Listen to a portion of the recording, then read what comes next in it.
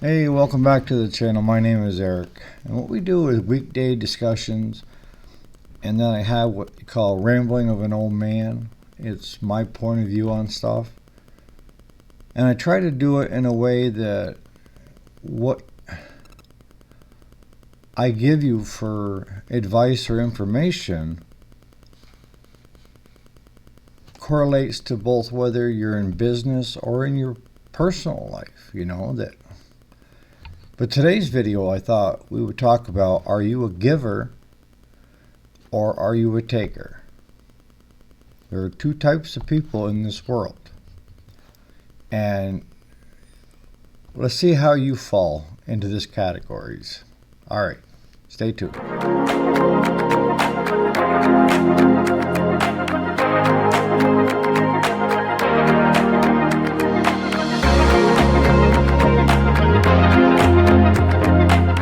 Back to the channel. If you've been here before and if you're new, have a seat. We do kind of a relaxed, it's no different than if I met you at the coffee shop and we're sitting down and we're just talking general stuff. That's how I teach. That's how I bring up topics that sometimes people don't want to hear, but you should hear. But today's topic is on the two types of people in this world. And some people fall in the middle, but you have givers and then you have takers.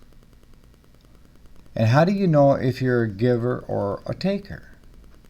Well, I know most of you have probably already experienced this, and that is you try to help somebody out, and they're not willing to do stuff for themselves, so they kind of put a drain on you to facilitate it for them instead of them doing what they should be doing. And it's kind of like with your hand out all the time, You're looking for somebody else to do the steps that you need to do to accomplish what you want in life. Givers are the first ones that will show up and give you a hand. They're the first ones that will do stuff for you, and with nothing, looking for nothing in return. Takers will take all that extra help and everything from it, but they don't give anything back. I don't know if you understand that. If you find yourself around people that they may say thank you and this and that, but when it comes your time in need and you ask and they don't have time or they're too busy or this or that, come up with some kind of an excuse, I classified them as takers.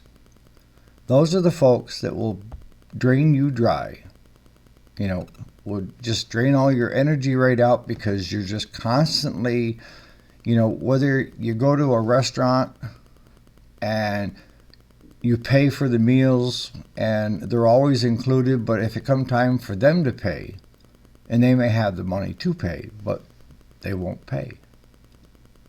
Those are takers. You have to choose wisely who you associate with, who your friends are. You can't pick your family. Your family is your family, all right? But you can pick your friends and who you associate with. And if you find that you're hooked up with someone that is constantly needy and you're doing stuff all the time for them, but they're never there when you need help, as minor as a help could be, that's a drain on you. And you know how I am with examples. I like to give examples. And a friend of mine wanted to build a house. And he was a good carpenter and stuff. But he needed help. And I spent a lot of time helping him build that house. Everything from structure to drywall to you name it. I was there nights and weekends working on trying to facilitate getting him that house.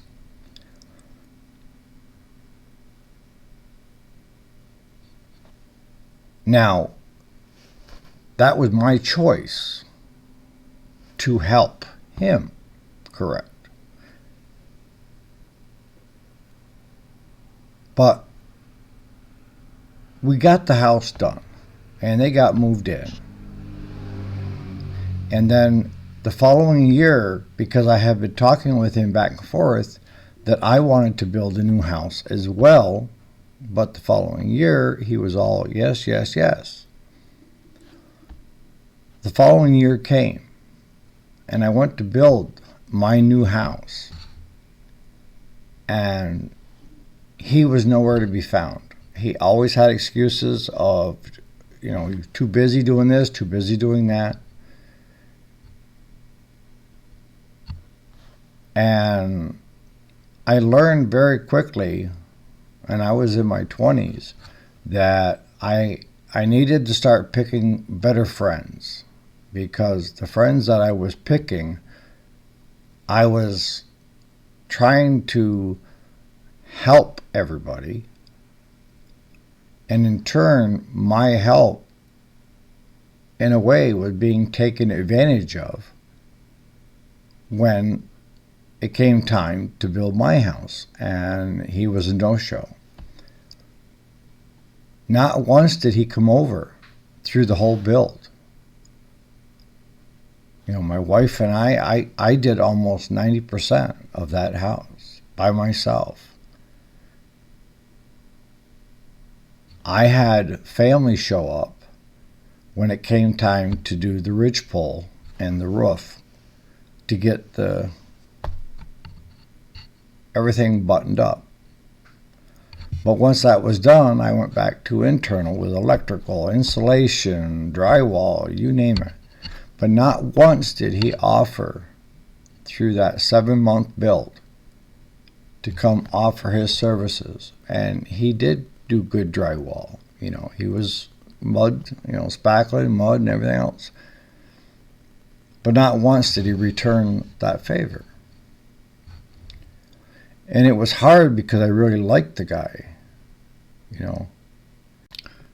But also, during the time of his build, my wife would either order pizza or grab stuff for sandwiches and have a meal for dinner, and we would have it over there because we were working nights and weekends on their house. And his wife was a lot like him in that they never offered to pay for any of the groceries or takeout. And my wife is like me, that she would not exclude anybody. If she brought stuff for people to eat, she brought enough stuff so everybody could eat. And that included his wife and their 5 kids. Not once did they offer to pay. Now, is it their fault that that took place? I say no. It was the fault of my wife and I of trying to make sure that everyone was taken care of when it came time for the meals, trying to help out a friend to get into a home. We did that without looking for anything in return. But I had hoped that when it came time to build our house with our 2 kids, that they could show up as a family and help us and have get-togethers. But that never happened, and I finally had to, as much as I hated to, because I tried drawing boundaries and setting boundaries, and they'd always overstep my boundaries. So finally I had to cut my losses, per se. And I had to say, look, I need to hang with people that think and act like me. I can't be around people that are constantly taking but never offering anything back. We talk about business, about it needs to be a win-win for everybody. And that's in your home life and even in your business life, that if it seems like it's a one-way street constantly and you're not getting anything back, and some people will say, well, the act of giving, you're feeling fulfilled, you're getting something back. But are you? Had you picked the right friends and they were willing to reciprocate what you have offered them, then there wouldn't be that taste in your mouth, of the bad taste in your mouth of it being bitter and really having the other person let you down. But in life, you're going to encounter this numerous times. And it's being self-awareness of what's going on in your surroundings. Like I say, I was in my 20s at the time. With the wisdom and knowledge that I know now, I probably still would have gone over and helped. But I wouldn't have had that feeling that they should be able to reciprocate. And I also would have known that how much do these friends help you when you need help? And if the answer is 0, then it's kind of like a leech. A leech will attach onto you, and they will suck blood, not enough to kill you, but just enough so that it's a one-way street. They want the blood for their meal, and they will continue leeching off you as long as you allow it. At some point, you need to get rid of that leech. And I don't care how old you are, you're always learning. And when you're trying to excel in business or your personal growth,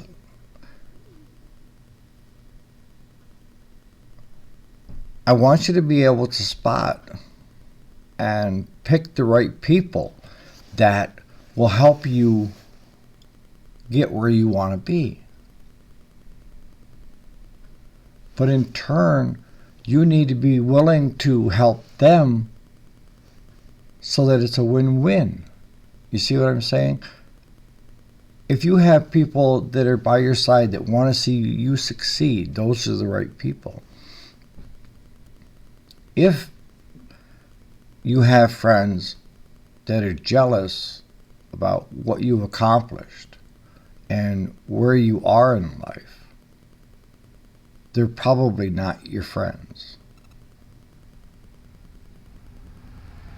They may come off as your friends, but the minute they don't need you to do stuff for them, they will leave. Like the leech. If you stop giving them blood, they'll no longer exist. They will go to find the next person to leech off from.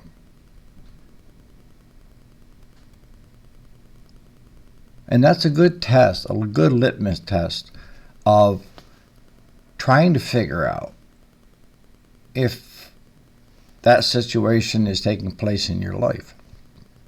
And that is, stop doing it for them. Stop helping them. Whether it be financial, whether it be, constant moral support, or helping with this and that. If you stop doing it, they no longer want you around because you are not fulfilling what they need to have accomplished. And you're going to run into this, I don't care how old you get. You're going to be seeing this interact all through your life, whether you're a high school student right now or a retiree.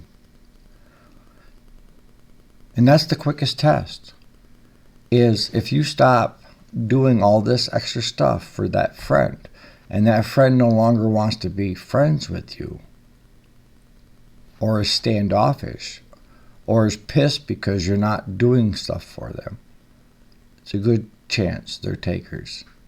And it's a good chance that maybe you might have better luck at setting boundaries, or you may have to do like I did, cut them loose.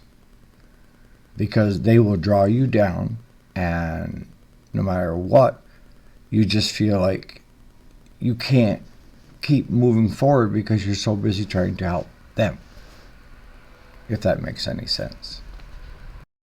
So how do we change so that we're not constantly getting into these types of relationships? And that's what it is, it's relationships. The first thing you need to do is you have to be honest with yourself. And you need to ask these questions of, why is it that you continue to do it? Is it because you feel needed? It makes you feel better? You need to figure out what it is that's drawing you into these types of relationships with people that aren't reciprocating. The biggest thing is how you feel after each interaction you have with this person. And, if you're coming away frustrated, if you're in a good relationship, they support you, they love you, you feel safe, what have you. But when you're not, and you're left frustrated, angry, resentful, what have you, then is it really a good relationship? And before you cut the person loose, the next step is being honest with them and telling them how you feel and why you feel that way. And they may have no clue that they were doing it or not doing something. Or they can become resentful themselves, which says a lot. But it boils down to healthy relationships, is where I'm going with this video. Is everything is a relationship, no matter how you look at it. Whether it's business associates, relationships, friendships, relationships, or intimate relationships, which would be husband and wife, boyfriend, girlfriend, what have you. You need to choose wisely. And you need to ask that question, as I talked about in a previous video, of why are you doing what you're doing? And does that other person appreciate what you're doing for them? And are they respecting your boundaries? Do they allow you to express how you feel freely? Do you feel heard?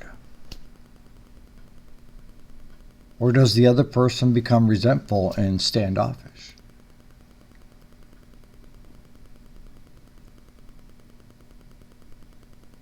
But the biggest step that you have to do in your life is find out, what are you getting out of it? Because once you can identify what you're getting out of it, then you can accept and move on. And that may mean putting your big boy pants on and or big girl pants on and saying enough's enough, and move on.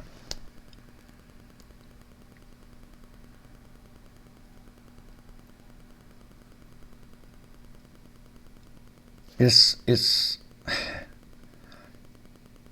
doesn't get any easier any older as you get. Wisdom comes with time. As I've explained, I'm 61 years old. I've been on this earth a while, so my wisdom and my knowledge is greater. And I'm more in tune in what's going on around me. And I'm more in tune now because it comes from life experiences. So if you're younger and you're going through this, you don't have the wisdom or the life experience to deal with it the way I would deal with it. If I was back in my teens and 20s, as I had said with building the house,